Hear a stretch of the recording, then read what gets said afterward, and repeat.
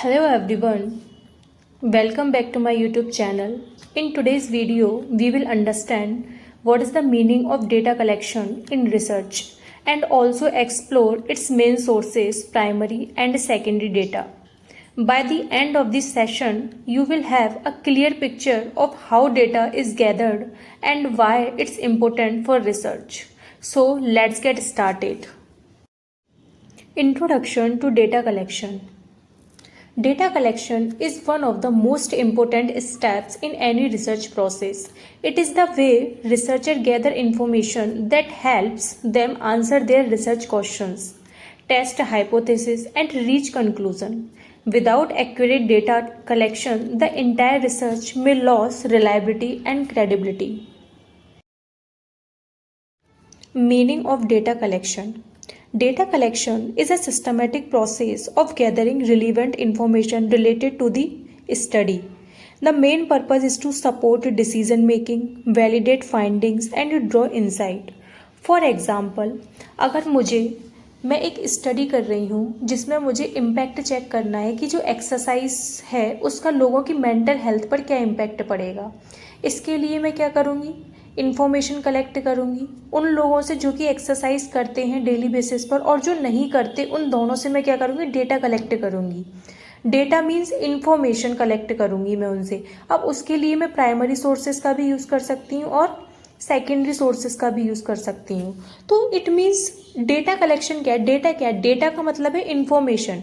जो भी आप पर्टिकुलर स्टडी कर रहे हो, जो भी आपकी प्रॉब्लम है उससे रिलेटेड आपको जो क्वेश्चन माइंड में है, आप जो इन्फॉर्मेशन लेना चाहते हो उस टॉपिक से रिलेटेड, उनको आप अपने वेरिएबल ऑफ इंटरेस्ट, आपके जो वेरिएबल हैं, जो पार्टिसिपेंट हैं उस स्टडी में, उनसे इन्फॉर्मेशन आप क्या करोगे, गैदर करोगे. वही हमारा क्या होगा, वो हमारा डेटा होगा.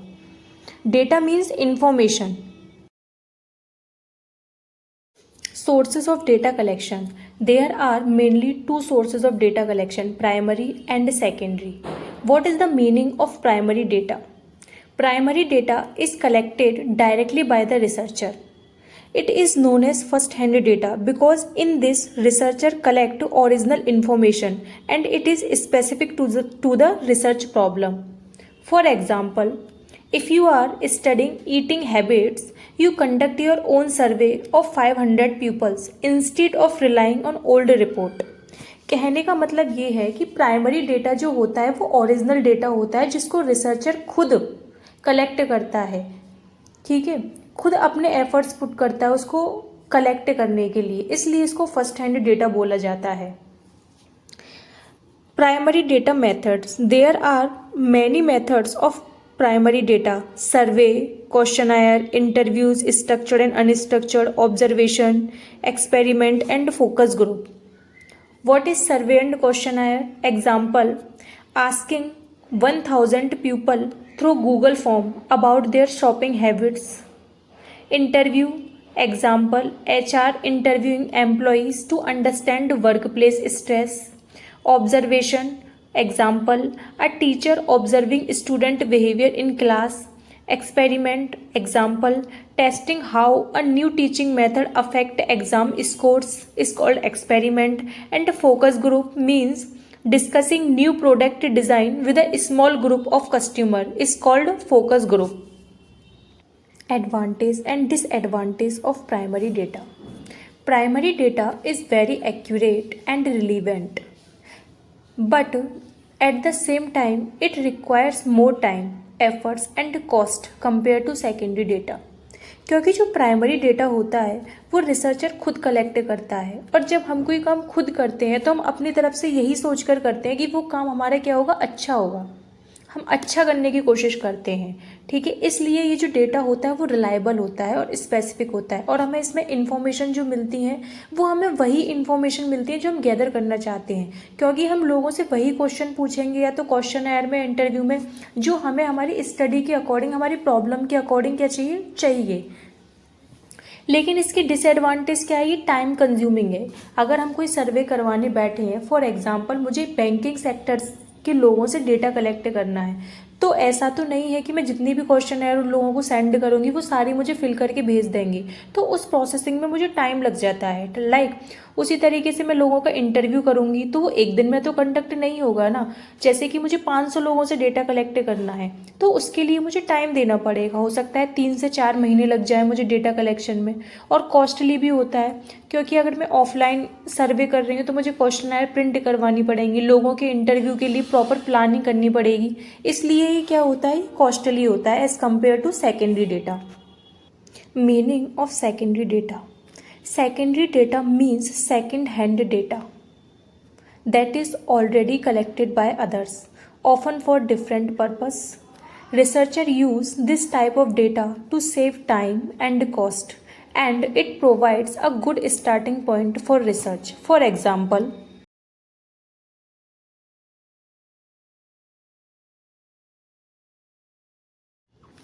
अगर आप अपना खुद का क्वेश्चनर सर्वे कंडक्ट करने की जगह वर्ल्ड हेल्थ ऑर्गेनाइजेशन की हेल्थ से रिलेटेड रिपोर्ट को क्या कर रहे हो, यूज़ कर रहे हो ताकि आप स्टडी कर पाओ ग्लोबल हेल्थ के ट्रेंड की, तो वो किसका एग्जाम्पल है, तो फिर वो हमारा क्या हो जाएगा, सेकेंडरी डेटा हो जाएगा। Sources of secondary data include books and journals, government reports, research articles and database, website, newspaper and magazines. इनको थोड़ा सा हम एग्जाम्पल के साथ समझ लेते हैं। Books and journal, for example referring to a book on marketing strategy. Government report, example census data for population study. Research article, example using published journal article to support your study. Database website, example using World Bank online statistics. Magazines, newspaper means using an article in the Economic Times to discuss current inflation trend, right? Advantage and disadvantage of secondary data. Secondary data saves time and cost, but the main limitation is that it might be outdated or not exactly tailored to the specific research problem. Why? क्योंकि secondary data का मतलब क्या है, second hand data जो कि किसी और ने कलेक्ट किया होगा।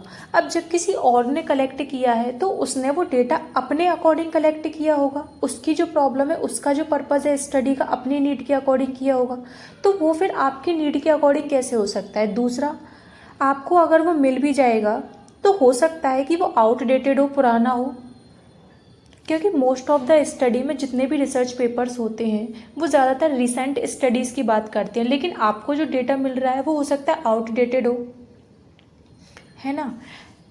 टाइम सेविंग तो ये होगा क्योंकि इसमें आपको अपना टाइम नहीं देना पड़ेगा, खुद का क्वेश्चनर सर्वे नहीं करवाना पड़ेगा, इंटरव्यू नहीं लेने पड़ेंगे, है ना। आप इजीली 1 से 2 महीने में किसी भी इंफॉर्मेशन से दूसरों का डेटा क्या करोगे, ले लोगे, इजीली अवेलेबल हो जाएगा। लेकिन प्रॉब्लम यही है कि वो आउटडेटेड होगा और आपकी स्टडी के अकॉर्डिंग हो भी सकता है कि हो, और ये भी हो सकता है कि वो आपकी स्टडी के अकॉर्डिंग ना हो।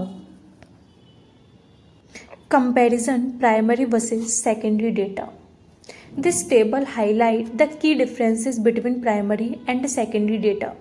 Both have their own importance, and researchers often use a combination of both depending on their study requirement.